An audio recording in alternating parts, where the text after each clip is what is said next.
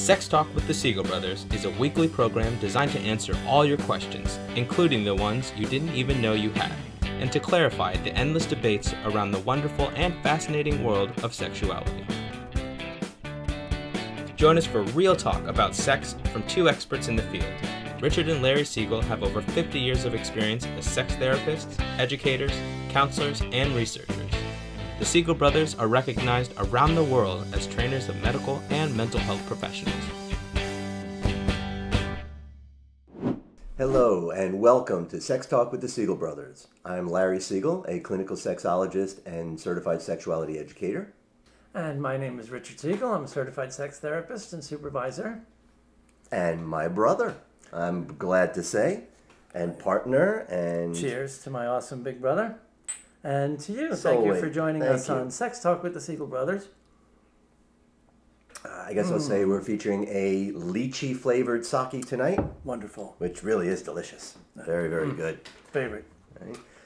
And this is our weekly forum to just talk about sex. Indeed. And as we do say pretty much every week, every day should be a day for sex talk.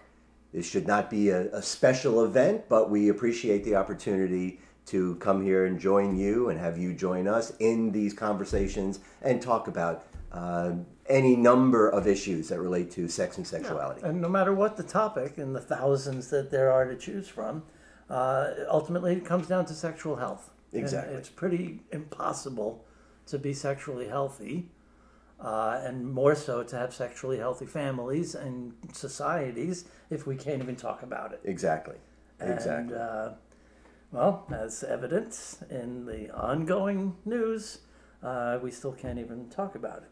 So, This is true. as we like to start every episode, we will take a quick look at some sex in the news. So what's our first order of business here? Unfortunately, as has been happening for the past now almost 50 years, we continue to see abortion being a contentious issue. In the last place it should be, the federal government and legislature, Absolutely. right? Right. Now, I have to say, I find it incredibly ironic and more than a little disturbing that all of these people, especially ones that call themselves libertarians, right, crying, their battle cry, they wake up every morning, the first words out of their mouth are to keep the government out of my personal life. Right. Right? But I think they only mean out of their wallet. They only mean they don't want to pay taxes. Right. Because we have the government right in bed with us. They want to keep government out of our lives. They want government in women's uteruses. Absolutely. Absolutely. And free access and unfettered access to women's uteruses. Yes, To indeed. take a look and make sure nothing nefarious is going on in there. So yeah, the federal, it's still this ongoing coordinated effort that has never let up since the 1973 Supreme Court decision of Roe v. Wade, which really, people think it simply made it legal or illegal. It didn't. It defined, ironically, the same way as the Old Testament, for all you religious folks out there, a fetus as a potential person. The whole issue still has been this religious one of a fertilized egg, a zygote, is a human being, given the breath of God, Right. and as the equal access and rights as you or I. Remember when George W.'s Health and Human Service Secretary tried to pass a bill that they should have separate insurance Right. policies issued for zygotes. Zygotes. Yeah. Good luck with that. I'm glad that fell flat because, first miscarriage and someone Right. tries to sue for losses. But, I mean, this is insane. Yeah, it really we is. have the pleasure of, in a little while, we will share a wonderful time we had with our guest tonight, the brilliant and always charming Dr. David Hirsch. And, talking about the old days and what it was like in the early days of this field of sexology. And I look at stuff like this and think, not only have we not moved forward, but Right. what, the 70s was 50 years ago? So now we're going 60, 70 years backwards Absolutely. with this ongoing war on... How many years have we been saying, if we're pissed off and we're guys? Right. Why isn't every woman in America just pissed off all the time that our elected or selected officials have the audacity to dictate what a woman can and can't do with her body?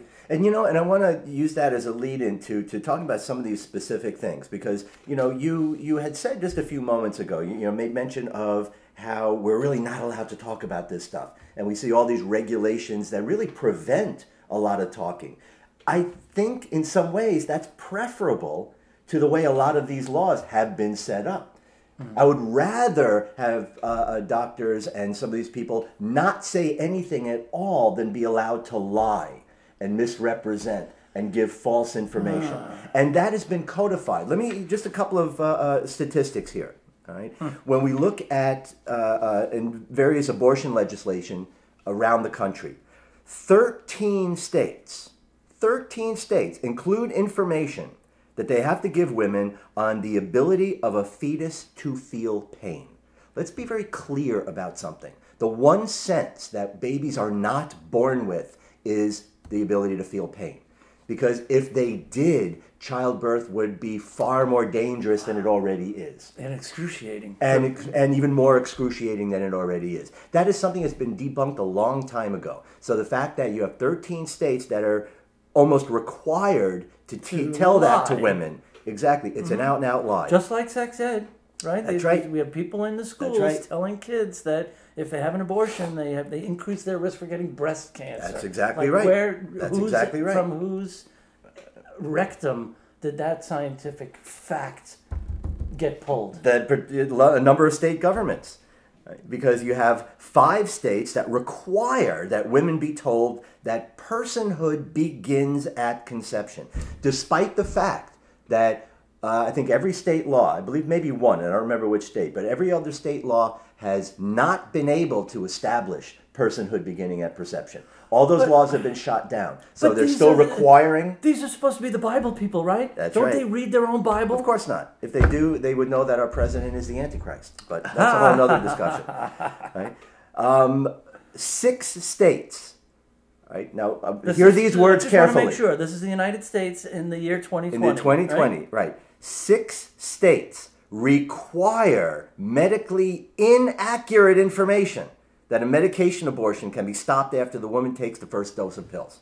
We've talked about that before. I don't remember. That it just blew my mind. So laws have been passed. Legislators convened. A bill was proposed and was signed into law that information must be medically inaccurate. Well, it's this particular medically inaccurate, teaching that you can reverse a medical abortion. Right? And 4 of those 6 states include information that breast cancer is increased after you have an abortion. Right? I can't think of any other area in life where there's a concerted effort to lie and misinform. We can't even pass, in all 50 states, legislation that says you have to give medically accurate information, especially if you're a doctor. And we're talking about this information coming from medical professionals, doctors. So now, where's the AMA stepping in and talking about doctors lying to their patients? I do give credit to the American Pediatric Association. They have always stood up for medically accurate sex ed and young people having real medically accurate information, like it's asking so much. Next thing, they'll be teaching bloodletting and leeches in medical school. Yeah, exactly. So, it's this constant hair pulling. We'll devote a show to it, and I'm sure many more in the future, but let's move on to happier news. Yes. Yep. Yes. As usual, hey, it's easy to knock teens and kids and cast aspersions, but the pattern continues that adolescents are way better than adults when it comes to sexual health, particularly contraceptive use and condom use. Yeah. So the statistics from the good old reliable Guttmacher Institute continue to trend upward, and the news keeps getting better and better. For women aged 15 to 19, between 2006 and 2010, 82% used contraceptive method, which is way higher than when we were doing sex ed back in the 90s and the 80s, you old man. Yeah. 59% were using a highly effective method, whatever that means. Right. Among sexually experienced 15 to 19-year-olds, 78% of women and 85% of men reported having used a contraceptive the first time they had sex, which is awesome news. Right. And go men. 86% and 93% respectively said they did so the last time, the most recent. Right. So it's the first time you had sex and the most recent time. 93% of men, if, taking surveys data, and we assume that professional researchers know how to factor in fudge factors Sure. and margins of error, but Right. that's a respective Sure. statistic. Even right? if you knock 10% off of that or It's still- 12% right, off of that, it's still pretty way impressive. better than people in their 40s and 50s. Yes. Way better. Probably, I would Absolutely. venture to guess twice as good. Absolutely. And just to finish with a laugh, right? Right. You, And you, this you is why we found have this. research. You found this. You have the honors. Okay, so, and again, this is why research is very important. It helps us understand some of the most complex issues in our lives. So here was a proposal was submitted, grants were received. This went through all kinds of committees, and I think people are much better off now knowing that according to new research, having sex in older age Wait for it. can make you happier and healthier.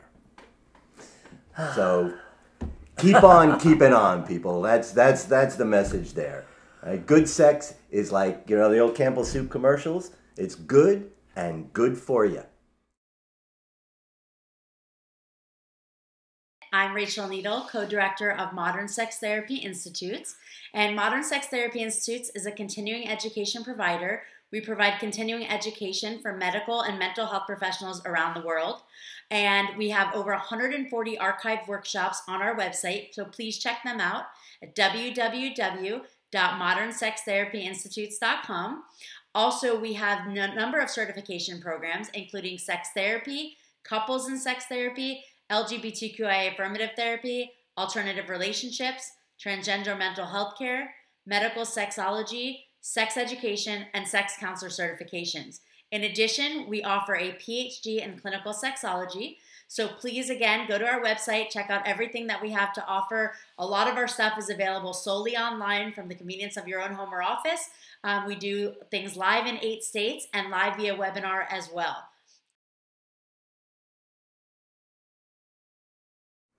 We have the opportunity this evening of speaking with a real pioneer in the field, Yeah. someone who's been in it from pretty much the beginning. As we say often, this is not a new field. It really started with Masters and Johnson's research, and then sex therapy kind of stumbled out of that. And it was West Coast in the 70s, New York in the 80s. So we hope you will enjoy our interview as much as we did, talking with our old friend, Dr. David Hirsch. We are here with, he asked for no adulation. You can't help it. One of our favorite guests, and truly one of our first supporters, and just a brilliant sex therapist and dear friend, Dr. David Hirsch. Good evening. Welcome back. Welcome. Good to see you. Thank you. Good to see you. Been a good friend to the show. We've been grateful for your support right from the beginning. From the Oh, wilds of British Columbia, living out in the woods. I picture you in a cabin, like there's even in July. Is there like 3 feet of snow out there? Actually, what I'm doing is I'm sitting in a built in 1900 old story and a half Victorian that looks like it could have been plucked out of San Francisco. Nice. Nice. This is Well, hey, lovely- there's a good place to start because we know you have some history there, and I'm going to start. I'm going to continue introducing you with some of your own words. You said in our discussion previously that you're a mere clinician, a few yards away from the end of a I'd add storied career, and that you don't, you're not selling books, you don't have an agenda, which is one of the reasons why we love having you on the show. We just love shooting the shit with you, and again, as we discussed, I'm keen on the idea of discussing, since you so wonderfully described being a few feet from the finishing line of your own career. It's been a career in a field that has gone through a hell of a lot since the 70s, since you started, being associated with the Institute for the Advanced Study of Human Sexuality in San Francisco. It was all by accident, Ricky. Well, absolutely all by we accident. would love to hear your thoughts on the way out, so to speak. of the field. Okay. What's changed? What's not? What's better? What's worse? Mm-hmm. Mm-hmm. I'll try. I can tell you that probably the way that I got into the field was surprising at some level to me. Um, I had been I had been a licensed therapist in 1969 in the state of California. I'd already worked 3 years for the state as a therapist, working with people who had physical, emotional disabilities. I, I did a caseload for a while of people on parole, youth and senior offenders. And after a while, I got licensed and I started doing some work on the side and did some private practice. I wound up sharing an office with a guy who went on and lost his license for fucking some client of his. And I've been in and out of the field and a couple of times because I never wanted to burn out. I knew that there were certain levels of education I needed. And for the first 10 years, I stayed away from sex because I'd never had any coursework. And in 1979, the beginning of 79, I got a note from the state of California said, you need an updated course in human sexuality for renewal of your license. And I said to myself, updated course? I've never had a course in human sexuality. What I know about it is my own life experiences and my reading. And I started out early as a sex educator. I'd ask my mother a question. She'd tell me an honest answer. I'd tell some kid in the neighborhood. My mom would get a call. You know what your son told my son? You know, son. And then what did you tell me your best internship was? Driving taxi. Yeah. So you were doing confession, taxi cab confessions before. Let me tell you, it was great. But my mother was a very shy woman. She was a 31-year-old virgin who held my father off 2 months after the marriage until her older sister said to her, "Now, Dottie, you cut that out." So Yeah. my mother was shy, and she vowed that she was not going to do that to me. And she made sure I had all the information and everything was open on the shelves. And she was a teacher, and she was mostly a substitute teacher.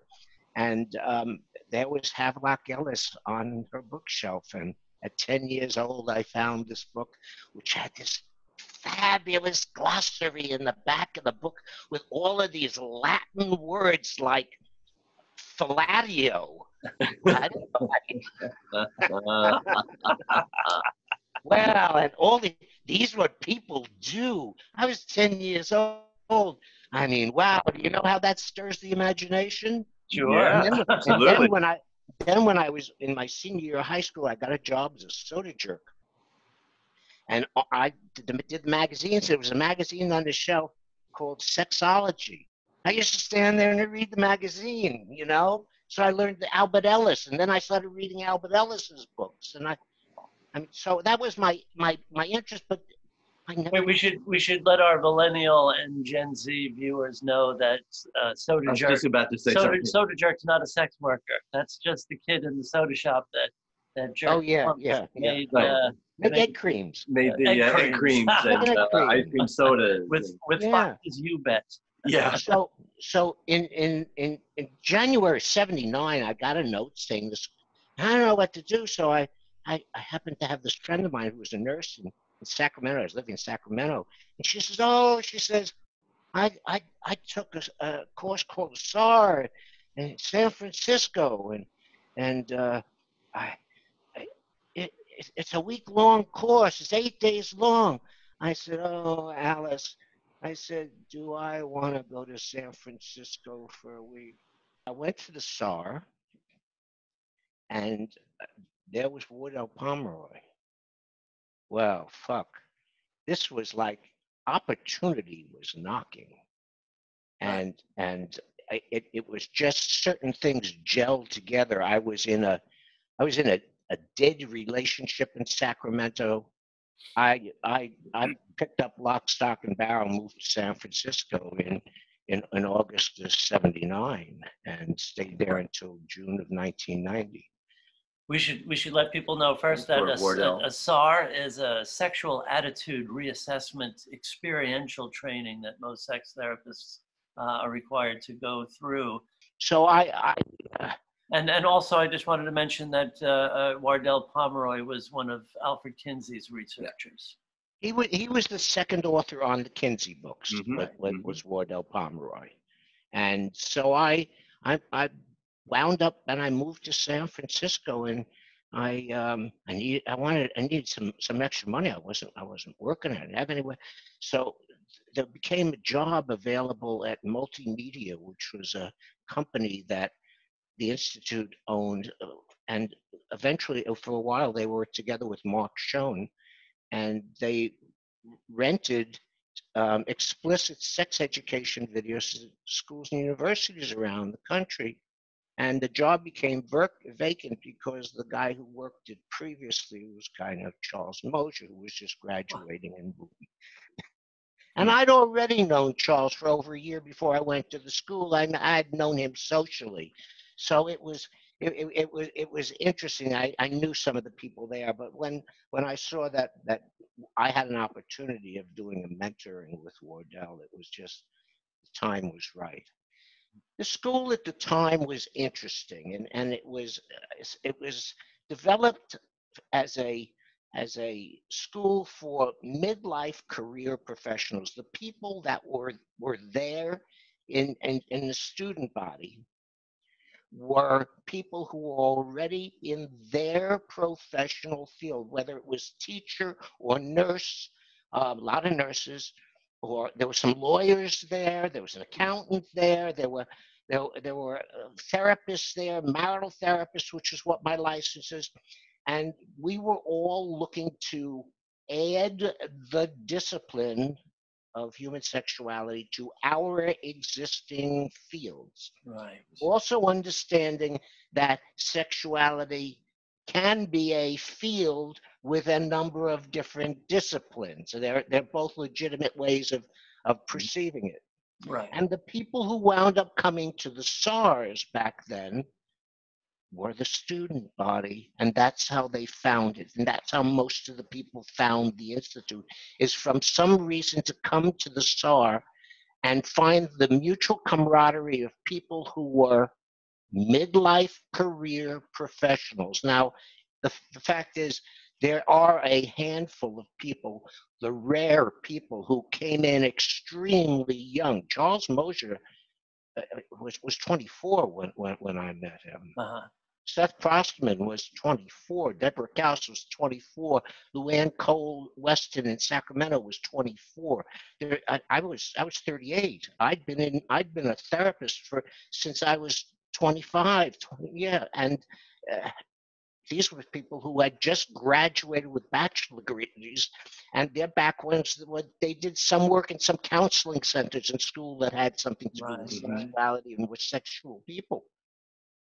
It was a different complexion then, and so that's what I liked about it, is that the camaraderie and in the classes that they had and the people who were available and who were coming and lecturing. We had all of the people who were the most prominent people of the day, like them or not like them. John Money, Patrick Carnes, two.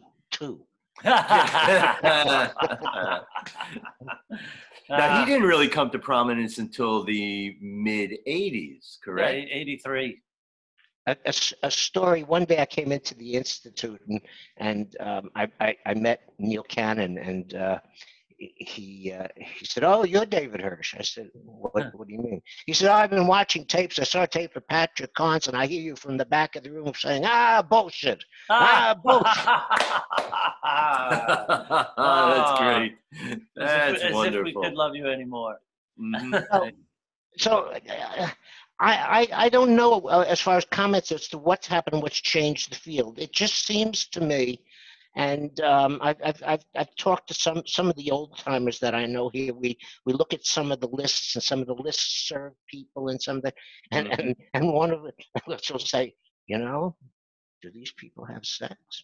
I heard from Rachel, and she had offered help in working with this course that I've done that I want to do, and again, my goal is just simply to at least to do some type of an initial gratis presentation. I've got this young guy who's offered us help. This guy named Ethan Brad. He's out in Salt Lake City, and he's got all of the things. Sure. Well, I think for my needs, I think he's perfect. I've had a couple of good phone calls. He has great facility and technology, and he knows how to make outlines. I know how to talk. I mean, I'm doing the same thing that I've done for 40 years and have adapted it depending on what the venue is. Sure. And this is a whole new way of doing things. Mm-hmm. And he also represents a population that I need to have somebody Bridge is speaking to, and he's 40 years younger than I am. And that's so important, to try to reconstruct using some new technology and producing something over a webinar and finding a way to communicate the data. And this is because I've spoken to a couple of folks that I know, and you bring up a question about the sex history. Did you do a sex history? And I learned that the Michigan program, I asked them, what did you have a sex history course? Oh yeah. I said, well, what history did you learn? Oh no, it was a survey course. We learned about sex histories and development. We learned there were a number of different ones. I said, yes, there are a number of different ones, and they're all fine. I just happened to do the Kinsey because it's one I learned, and I'm not knocking another one, but I have you don't have no, we never learned it. Nobody learned. How the fuck can you do sex therapy without knowing history? And it's not even the idea of writing down and learning history. It's the idea of literally, you got to memorize the history. Right. You got to memorize the categories. You got to know the questions under the categories, so that when you're sitting there on the fly, all of a sudden you get a stimulus from your client, and all of a sudden it tweaks a category, and a bunch of branches come out with the questions, and then you invent some questions out of your own curiosity. Mm-hmm. Right. Nobody's been trained in that. And I don't sell them a motor overhaul if they need a grease job and an oil change. Yeah. And I'm more likely to do more of a history or a distinct history if I'm working from a physician referral who's asking some questions and wants answers and communication back. Mm-hmm. If I'm doing it for my own one-on-one client, I'm using it for that therapeutic interaction, for education, for sexual rehabilitation. I mean, in our country, I'm still a U.S. citizen, there's no such thing as sex education. It's all about sex re-education, because it's a rehabilitation. Nobody has habilitation when it comes to sexuality. It's rehabilitation. What you go in there, Larry, and you're correcting all of the mistakes that these people have lied to these kids all along. Yeah, absolutely. You know? That's absolutely right. That's all we do. And I used to lament that, that so much of my job was really more about correcting what people have already heard, which takes so much time away from teaching what they actually need to know. That's right. Thank you, Jesus. Yeah. Do you know I'm on a 30-day ban on Facebook. I wanted to congratulate you again. Because I said Americans are stupid. You got to be stupid to think that Jesus was a real person. And I'm on a 30-day ban for that. You have been a rouser of rabble. But that's that.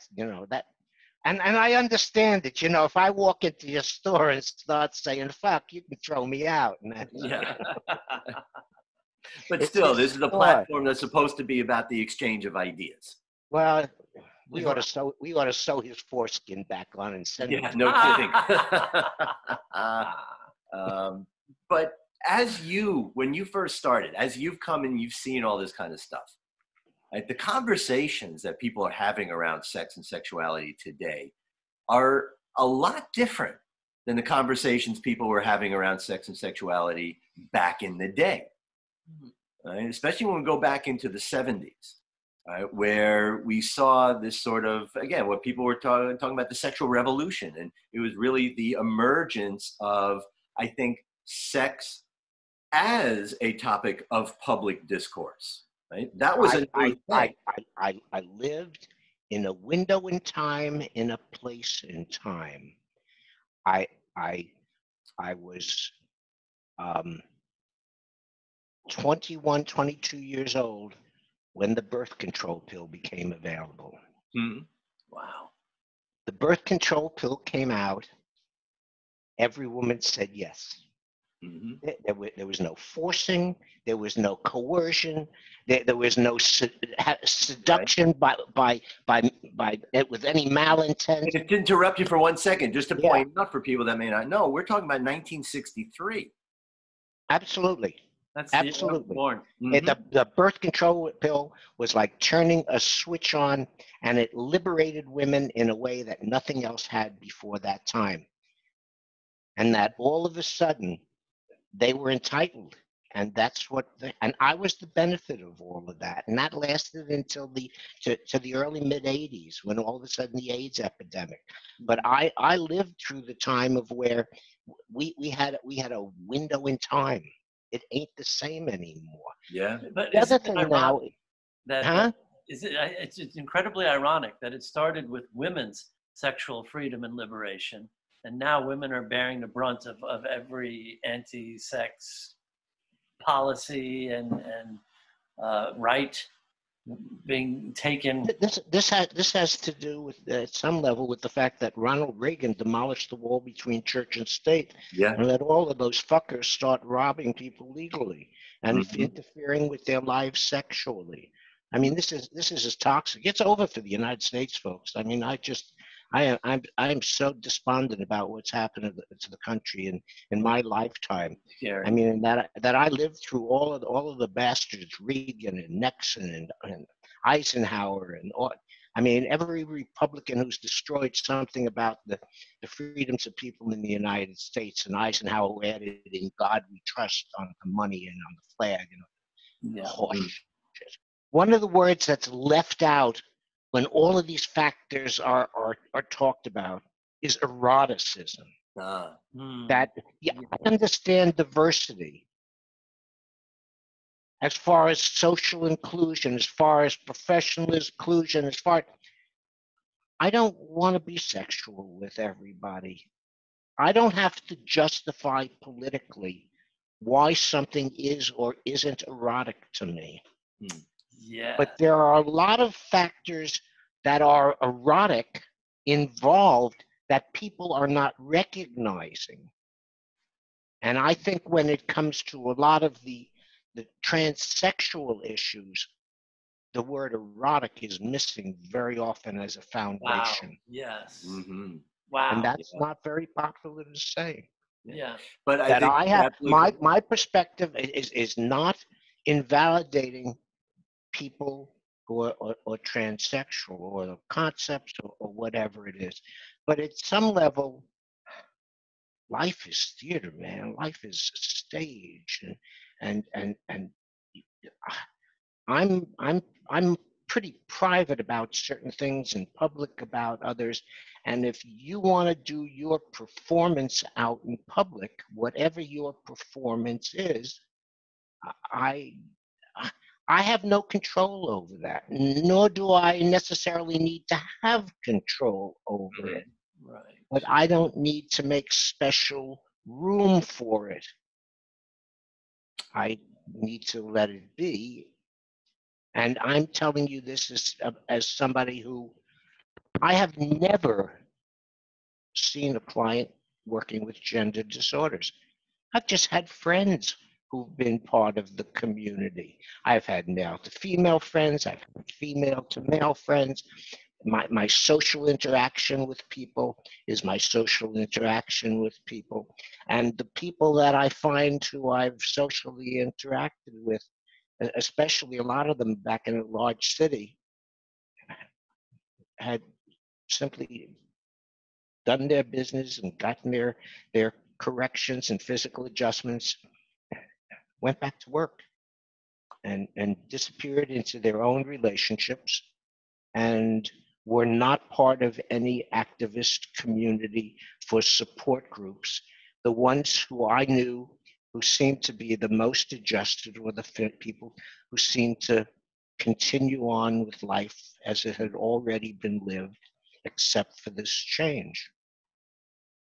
Wow, and that, you know, that really is a great piece, because how many, especially sexually, you know, identity, expression, you know, their personalized, I mean, especially it seems for, and again, I want to just call them out, but I'll call out, like, especially millennials and a lot of Gen X's, it seems that their life has to be a political statement. First world problems, my friend. Yep. Yeah, indeed. Yep. But you know, I appreciate what the way you just sort of couched that every issue is thrown into these gender identity and sexuality and where are you in this alphabet soup. Everything is put and attached to that. A label. Eroticism. And labels. Right? Yeah. Well, it's all about the labels, which is, to me, one of the greatest ironies, because most of the time it's coming from people that are so defensive about anybody labeling me, and yet all they do is label. Mm-hmm. Yeah. So thank you again, Dr. David Hirsch. Yes. From what part of BC? I'm in Nelson, British Columbia.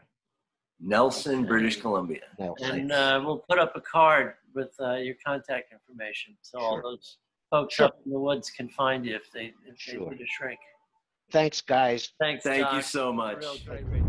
You know, I really enjoyed talking with David, and I want to raise a glass to you, David, and to other pioneers, and thank you so much for inspiring us and kind of helping us move along in our work, and we appreciate everything that you've done.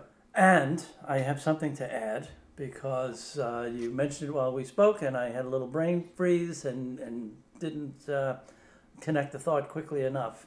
But we do, in fact, want to have you, Dr. Hirsch, do that class you were discussing on the Kinsey method of taking a sexual history for Modern Sex Therapy Institutes. So we'll be in touch very soon to schedule that and make that happen, and we would be honored to have you in our archive for posterity.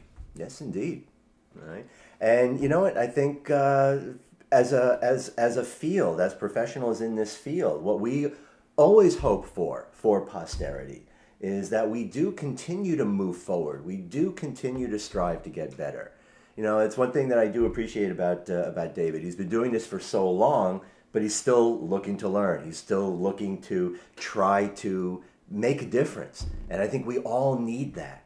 And that should be a legacy for all of us, to continue to strive and drive toward sexual health.